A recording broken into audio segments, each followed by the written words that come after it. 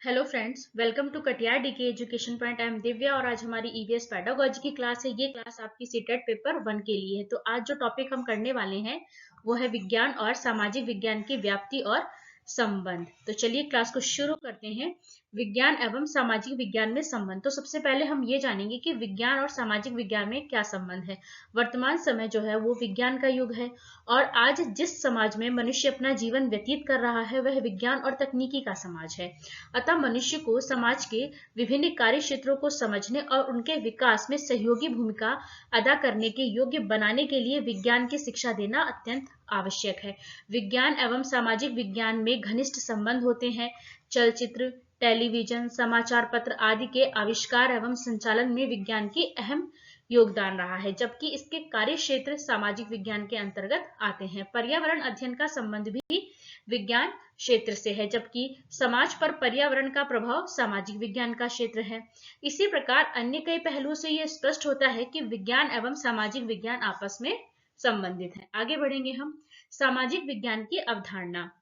सामाजिक विज्ञान समाज की विविध परंपराओं व गतिविधियों को समाविष्ट करता है तथा इतिहास, भूगोल, राजनीति शास्त्र, अर्थशास्त्र और समाज शास्त्र आदि विषयों से सामग्रियां ग्रहण करता है। विभिन्न पाठ्यचर्या एवं रूपरेखाओं ने सामाजिक विज्ञान में विषय वस्तु के गठन के आधार पर अलग अलग मत दिए हैं। यद्यपि वर्ष 1975 की पाठ्यचर्या की रूपरेखा में कहा गया, प्रत्येक विषय की आवश्यक इकाइयों को पहचान करके उन्हें एक समग्र पाठ्यक्रम में सम्मिलित किया जाना चाहिए। फिर भी सामाजिक विज्ञान अलग अलग विषयों के रूप में पढ़ाया जाता था और एनसीईआरटी ने कक्षा 6 से 10 तक के इतिहास, भूगोल और नागरिक शास्त्र की 3 अलग अलग पाठ्य पुस्तकें तैयार की, परंतु परीक्षा के उद्देश्य से ये तीनों विषय एक ही प्रश्न पत्र में रखे गए थे, जिसे सामाजिक विज्ञान कहा जाता था। चलिए आगे बढ़ेंगे हम।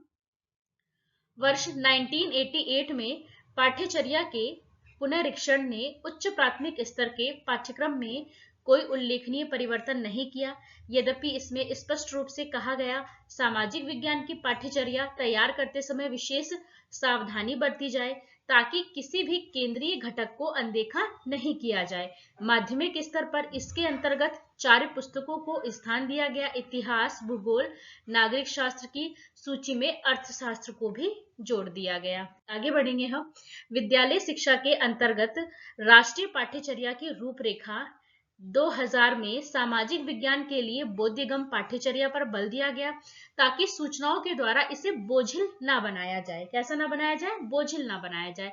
साथ ही यह विशिष्ट विषय वस्तुओं और मुद्दों के चयन द्वारा विचारों को अंतर संबंधित किए जाने की आवश्यकता को भी स्पष्ट करता है।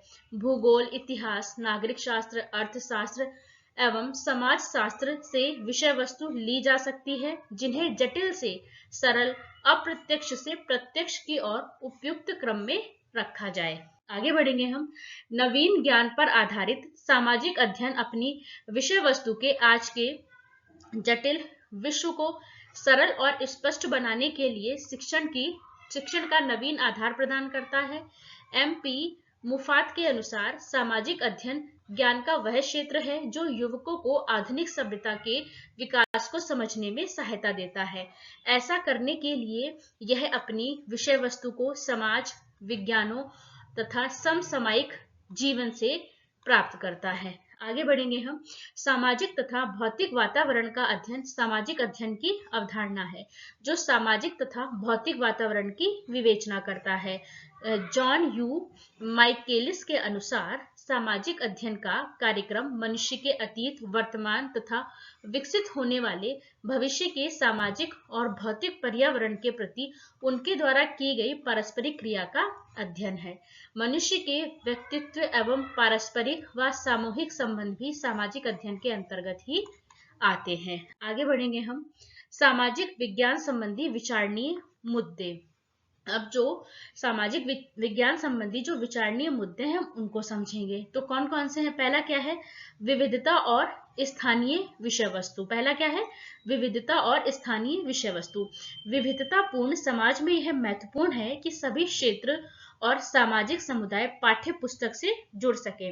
पाठ्य पुस्तक रचना की केंद्रीकृत प्रकृति को देखते हुए यह प्राय असंभव है। अतः हमें एक ऐसा विकल्प ढूंढना चाहिए और उसका संस्थानीकरण करने की ओर प्रयास करना चाहिए। जो विकेंद्रीकृत पद्धति से कार्य करे और अध्यापक, विद्यार्थी और स्थानीय समुदाय अपने अनुभवों को उसमें शामिल कर गौरवान्वित हो सके। प्रासंगिक स्थानीय विषय वस्तु पठन पाठन की प्रक्रिया का अहम हिस्सा होना चाहिए, जिनका शिक्षण स्थानीय पठन पाठन स्रोतों की मदद से किया जाना चाहिए। आगे बढ़ेंगे। दूसरा क्या है? वैज्ञानिक दृढ़ता। प्राय यह माना जाता है कि मात्र प्राकृतिक और भौतिक तत्वों का ही वैज्ञानिक परीक्षण संभव है और मानव विज्ञान से संबंधित ज्ञान अर्थात इतिहास, भूगोल, अर्थशास्त्र, राजनीति शास्त्र आदि की प्रकृति वैज्ञानिक नहीं है। प्राकृतिक विज्ञानों को मिली वैधता और उच्च स्तर को देखते हुए सामाजिक विज्ञान के कुछ कर्ता भी अपने सिद्धांतों में भौतिक व प्राकृतिक विज्ञान का अनुकरण करने का प्रयास करते हैं। उपयुक्त आधार पर यह जान लेना आवश्यक है कि प्राकृतिक और भौतिक विज्ञान की तरह सामाजिक विज्ञान भी वैज्ञानिक जांच पड़ताल हेतु उपयुक्त है। साथ ही यह इन सिद्धांतों को लागू होने के तरीके भले प्राकृतिक और भौतिक विज्ञान के सिद्धांतों से भिन्न हो, किंतु किसी भी अर्थ में कम नहीं है। आगे बढ़ेंगे हम। मूल्य संबंधी सरोकार। इसमें क्या बताया है बेटा? सामाजिक विज्ञान स्वतंत्रता, विश्वास, परस्पर सम्मान और विविधता जैसे मानवीय मूल्यों के लिए एक जनाधार का निर्माण करने और उसका विस्तार करने की सैद्धांतिक जिम्मेदारी भी वहन करता है। यदि इसे माना जाए तो सामाजिक विज्ञान शिक्षण का ध्येय बच्चे में एक आलोचनात्मक, नैतिक और मानसिक ऊर्जा की स्थापना होनी चाहिए, जिससे वे उन सामाजिक बाध्यताओं से मुक्ति पा सके जो इन मूल्यों को हानि पहुंचाते हैं। आगे क्या दिया है बेटा? पर्यावरण, जाति वर्ग असमानता और राज्य दमन जैसी समस्याओं पर अंतर विषयक विधि से चर्चा करके पाठ्य पुस्तकों से बच्चों की विचार प्रक्रिया और रचनात्मकता को प्रोत्साहित करने का प्रयास करना चाहिए। आगे बढ़ेंगे। नेक्स्ट पॉइंट है आपका विषयों के बीच अंतर संबंध। अब यहाँ पर हम जो विषयों के बीच में अंतर संबंध है वो पढ़ेंगे। सामाजिक विज्ञान के विषय जैसे इतिहास, भूगोल, राजनीति शास्त्र और अर्थशास्त्र प्राय सीमाओं को बनाए रखने को न्यायोचित ठहराते हैं। इन विषयों की सीमाओं को खोले जाने की तथा निर्दिष्ट सिद्धांत को समझने के लिए कई प्रकार के दृष्टिकोणों को अपनाने की आवश्यकता है। एक समर्थ पाठ्यचर्या में ऐसे प्रसंगों की आवश्यकता है जो अंतर विषयक विचारों को प्रेरित करे। ये प्रसंग सांस्कृतिक रूप से प्रासंगिक होने चाहिए तथा अवधारणाओं को बच्चे की आयु को ध्यान में रखते हुए सम्मिलित किया जाना चाहिए। ऐसी विषय वस्तुओं के चयन की आवश्यकता है जिनके जरिए विभिन्न विषयक अधिगम एक गहरी और बहुमुखी समझ बनाने में मदद कर सके। अंतर विषयक संबंध हेतु कुछ उप विषयों का चुनाव सावधानी पूर्वक किया जाना चाहिए। साथ ही भिन्न भिन्न विषयों के पृथक अध्याय होने चाहिए। आगे बढ़ेंगे हम। पर्यावरण अध्ययन का अन्य विषयों के साथ संबंध। अब यहाँ पे हम जो पर्यावरण है उसका जो अन्य विषयों के साथ संबंध है वो पढ़ेंगे। पर्यावरण अध्ययन एवं भाषा। पहला पॉइंट क्या है? पर्यावरण अध्ययन एवं भाषा। भाषा जो है वो साहित्य का माध्यम है और साहित्य जो है वो समाज का प्रतिबिंब है। भाषा की पाठ्य पुस्तकों में संकलित निबंधों, कहानियों, कविताओं आदि का प्रत्यक्ष संबंध हमारे पर्यावरण के विविध पहलुओं से होता है। इस तरह पर्यावरण अध्ययन एवं भाषा जो है वो एक दूसरे से संबंधित है। तो पहला पॉइंट आप समझ गए बेटा, जो पर्यावरण अध्ययन है वो और जो भाषा है वो एक दूसरे से संबंधित है। पर्यावरण अध्ययन को प्रस्तुत करने के लिए भी भाषा की आवश्यकता हमें पड़ती है। आगे बढ़ेंगे हम। पर्यावरण अध्ययन एवं गणित। अब जो पर्यावरण अध्ययन है वो गणित से कैसे संबंधित है?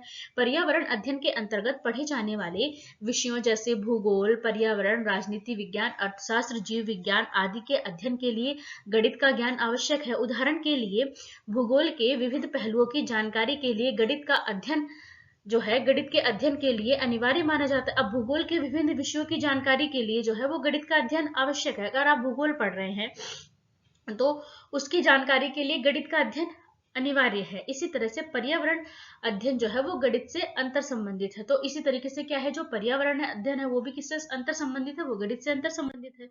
अगला क्या है आपका, पर्यावरण अध्ययन एवं विज्ञान। अब ये विज्ञान से कैसे संबंधित है पर्यावरण अध्ययन? पर्यावरण अध्ययन आधुनिक युग का विज्ञान है एवं radio, film, computer, TV, press आदि का संबंध हमारे दैनिक जीवन से है। सामाजिक संदर्भ में ये हमारे जीवन को प्रभावित करते हैं और इनका प्रभाव न केवल हमारे वर्तमान पर पड़ता है बल्कि हमारा भविष्य भी इससे प्रभावित होता है। इस तरह विज्ञान का संबंध हमारे सामाजिक जीवन से प्रत्यक्ष जुड़ा हुआ है। यही कारण है कि विज्ञान के विविध पहलुओं का अध्ययन पर्यावरण अध्ययन के अंतर्गत किया जाता है एवं व्यापक दृष्टिकोण के साथ पर्यावरण अध्ययन को पर्यावरण विज्ञान भी कहा जाता है। आगे बढ़ेंगे हम, पर्यावरण अध्ययन एवं कला। अब हम ये समझेंगे कि पर्यावरण अध्ययन कला से कैसे संबंधित है। यह कला मानवीय भावनाओं को मूर्त रूप प्रदान करने में सक्षम है। विविध कालों के सामाजिक जीवन के अध्ययन के लिए हम विविध कालों की विविध कलाओं जैसे स्थापत्य कला, चित्रकला, मूर्ति कला आदि का अध्ययन करते हैं। इस तरह पर्यावरण अध्ययन का कला से विशेष संबंध है। आगे बढ़ेंगे हम, पर्यावरण और सामाजिक विज्ञान में संबंध। अब जो पर्यावरण है और जो सामाजिक विज्ञान है उसमें क्या संबंध है? पर्यावरण और सामाजिक विज्ञान के अंतर संबंध को हम निम्न रूप में देख सकते हैं। पर्यावरण अध्ययन और इतिहास। तो पहले हम इसको समझेंगे। पर्यावरण अध्ययन और इतिहास के बीच में अंतर संबंध को हम विभिन्न विद्वानों के विचारों द्वारा समझने का प्रयास करेंगे। अब जो विद्वानों ने कैसे इसको समझाने की कोशिश की वो समझेंगे। त्रिवेलियन के अनुसार इतिहास एक विषय ही नहीं बल्कि एक घर है। त्रिवेलियन ने क्या कहा बेटा, जो इतिहास है वो एक विषय नहीं है बल्कि एक घर है जिसमें सभी विषय निवास करते हैं। तो इतिहास क्या है, एक विषय नहीं है बल्कि एक घर है। इतिहास क्या है, एक घर है जिसमें सभी विषय जो है वो निवास करते हैं। किसने कहा? त्रिवेलियन ने कहा। आगे बढ़ेंगे हम, जिल्लर के अनुसार इतिहास एक केंद्रित विषय है। इतिहास क्या है, एक केंद्रित विषय है जिसके चारों ओर सभी विषय घूम सकते हैं। ये किसने कहा? जिल्लर ने कहा कि इतिहास जो है वो एक केंद्रित विषय है और जिसके चारों तरफ सारे विषय घूम सकते हैं। बाइबर के अनुसार, बाइबर ने क्या कहा बेटा, इतिहास एक अध्ययन है जो सभी कलाओं को या तो जन्म देता है या पालन पोषण करता है, सभी का विकास करता है और उन्हें उन्नति प्रदान करता है। ये किसने कहा? बाइबर ने कहा। क्या कहा? इतिहास एक अध्ययन है जो सभी कलाओं को या तो जन्म देता है या पालन पोषण करता है, सभी का विकास करता है या उन्हें उन्नति प्रदान करता है। आगे बढ़ेंगे हम, पर्यावरण और भूगोल। अब इनका संबंध हम समझेंगे। भूगोल सामाजिक विज्ञान और पर्यावरण शिक्षा के मध्य परस्पर संबंधों का जो है वो विषय है। तो जो भूगोल है सामाजिक विज्ञान और पर्यावरण शिक्षा के मध्य पारस्परिक संबंधों का विषय है। भूगोल में पर्यावरण अध्ययन संबंधी कई बड़ी विषय वस्तु सम्मिलित होती है जैसे प्राकृतिक परिवर्तन एवं समस्या, जलवायु आपदाएं आदि। आधुनिक समय में भूगोल भौतिक व सांस्कृतिक वातावरण के साथ साथ मानवीय क्रियाओं और उनका वातावरण के साथ पारस्परिक संबंधों को बताने का कार्य भी करता है। क्या करता है? जो भूगोल है वो क्या करता है बेटा, भौतिक और सांस्कृतिक वातावरण के साथ साथ मानवीय क्रियाओं और उनका वातावरण के साथ पारस्परिक संबंध को बताने का कार्य भी करता है। आगे बढ़ेंगे हम, पर्यावरण और नागरिक शास्त्र। अब पर्यावरण और नागरिक शास्त्र का संबंध क्या है वो हम पढ़ेंगे। नागरिक शास्त्र सामाजिक विज्ञान का एक प्रमुख विषय है। नागरिक शास्त्र का उद्देश्य आदर्श नागरिक तैयार करना है। तो नागरिक शास्त्र का उद्देश्य क्या है?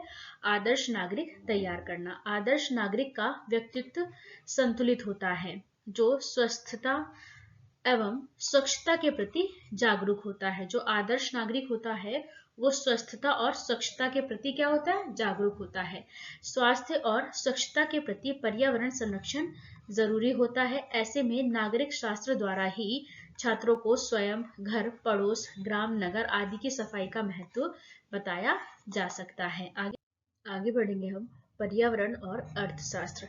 अर्थशास्त्र के अंतर्गत मानव की आर्थिक क्रियाओं जैसे धन की उत्पत्ति, वितरण, विनिमय तथा उपयोग आदि का समुचित अध्ययन किया जाता है। यह अध्ययन किसके अंतर्गत किया जाता है बेटा? अर्थशास्त्र के अंतर्गत। अर्थ यानी कि धन किसी भी समाज की उन्नति का मूल आधार होता है। जो धन होता है वो किसी भी समाज की उन्नति का मूल आधार होता है। ऐसे में अर्थ प्रत्यक्ष रूप से पर्यावरण को प्रभावित कर सकता है क्योंकि जो समाज आर्थिक रूप से जितना मजबूत होगा, उसके प्राकृतिक पर्यावरण भी उतने ही उन्नत होंगे। ऐसे में हम कह सकते हैं कि मानव की सभी क्रियाओं का आधार आर्थिक ही होता है। आगे बढ़ेंगे हम पर्यावरण और समाजशास्त्र। अब इनका क्या संबंध है, इसे समझेंगे हम। पर्यावरणीय स्थिति एवं परिस्थिति का सामाजिक जीवन पर प्रभाव बहुत ही व्यापक है। पर्यावरण की स्थिति और परिस्थिति का सामाजिक जीवन पर प्रभाव जो है वो बहुत व्यापक है। लोगों की आवश्यकताओं एवं जरूरतों को भी पर्यावरण प्रभावित करता है। किसी समाज के लोग क्या खाएंगे, कैसे वस्त्र पहनेंगे, उनका मकान कैसा होगा, आदि सभी जो है वो पर्यावरण के द्वारा ही निर्धारित होता है।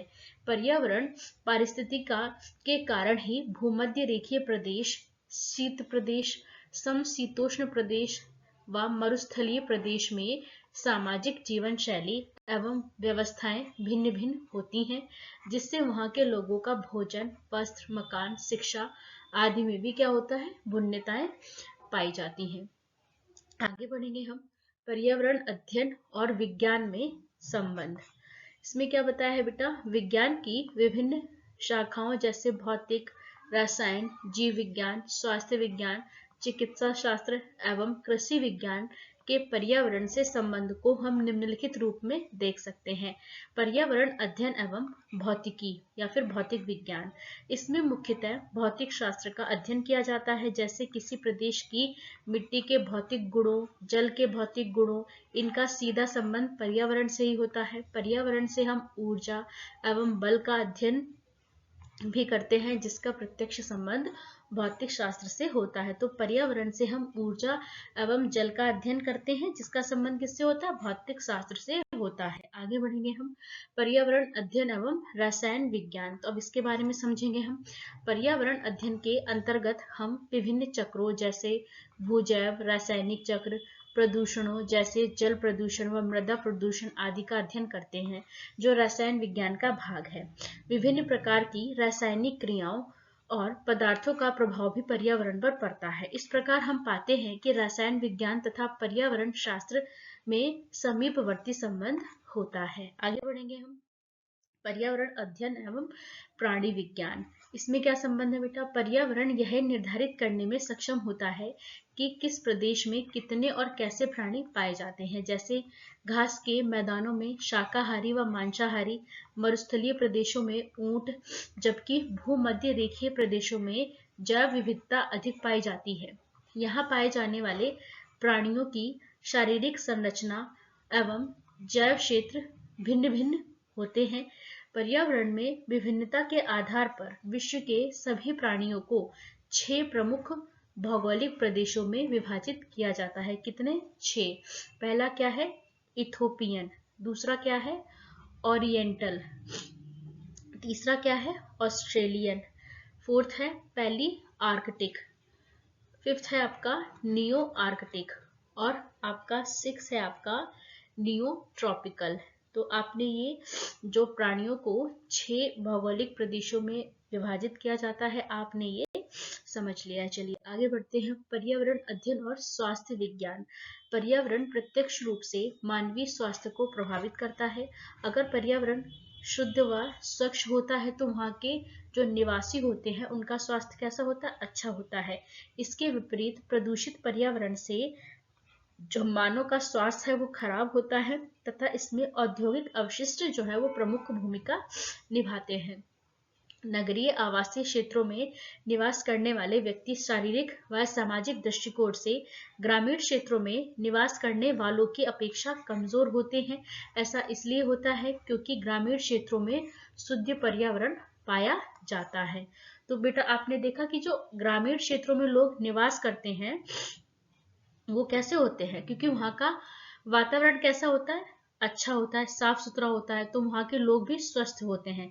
और जो यहाँ पे आपने क्या पढ़ा, नगरीय आवासीय क्षेत्रों में निवास करने वाले व्यक्ति शारीरिक व सामाजिक दृष्टिकोण से ग्रामीण क्षेत्रों में निवास करने वाले लोगों से अपेक्षाकृत कैसे होते हैं, कमजोर होते हैं। कहाँ के, जो नगरों में आवास करते हैं वो कमजोर होते हैं। अच्छा, ग्रामीण वाले जो है वो अच्छे स्वस्थ कैसे होते हैं, क्योंकि जो गांव है वहां का जो पर्यावरण है वो कैसा है, शुद्ध है। चलिए आगे बढ़ेंगे हम पर्यावरण अध्ययन एवं चिकित्सा शास्त्र। पर्यावरण हमें विज्ञान, औषधीय पेड़ पौधे प्रदान करता है जिसका सीधा उपयोग मानवीय उपचार में किया जाता है। चिकित्सा विज्ञान से हम ऑक्सीजन व कार्बन डाइऑक्साइड जैसे गैसों की प्रमुखता से अध्ययन करते हैं जो मुख्यतः पर्यावरण अध्ययन के प्रमुख घटक हैं। तो यहाँ से आपने पर्यावरण अध्ययन का चिकित्सा शास्त्र से जो संबंध है वो भी पढ़ लिया। आगे बढ़ेंगे हम। पर्यावरण अध्ययन एवं कृषि विज्ञान। कृषि क्रियाओं एवं कृषि उपजों पर वहां के पर्यावरण का प्रभाव पड़ता है। अगर भारत का उदाहरण लें तो हम पाएंगे कि यहाँ पर कृषि क्षेत्र में तो चावल की उत्पादकता अधिक होती है, तो कहीं गेहूं बहुत अच्छा होता है, तो फिर कहीं गन्ने की फसल बहुत अच्छी होती है। ये इसीलिए भिन्न स्वरूप प्रदर्शित करते हैं क्योंकि वहाँ के पर्यावरण व जलवायु जो है उक्त फसल के लिए लाभकारी है। अगर कहीं चावल की फसल अच्छी हो रही है तो वहाँ का पर्यावरण और जलवायु चावल के लिए लाभकारी है। अगर कहीं गेहूं अच्छा हो रहा है तो वहाँ का पर्यावरण कैसा बेटा, गेहूं के लिए लाभकारी। अगर कहीं गन्ने की फसल अच्छी हो रही तो वहाँ का पर्यावरण और जलवायु जो है वो गन्ने के लिए लाभकारी है। इस प्रकार हम देखते हैं कि कृषि पर पर्यावरण का प्रत्यक्ष प्रभाव पड़ता है। इसलिए निष्कर्षतः यह कहा जा सकता है कि कृषि कार्य पर्यावरण से अलग नहीं हो सकता है। तो यहीं पर हमने जो आज का हमारा टॉपिक था उसे कंप्लीट कर लिया है। वीडियो अच्छी लगी तो लाइक करें, शेयर करें, चैनल को सब्सक्राइब करें। Thanks for watching this video.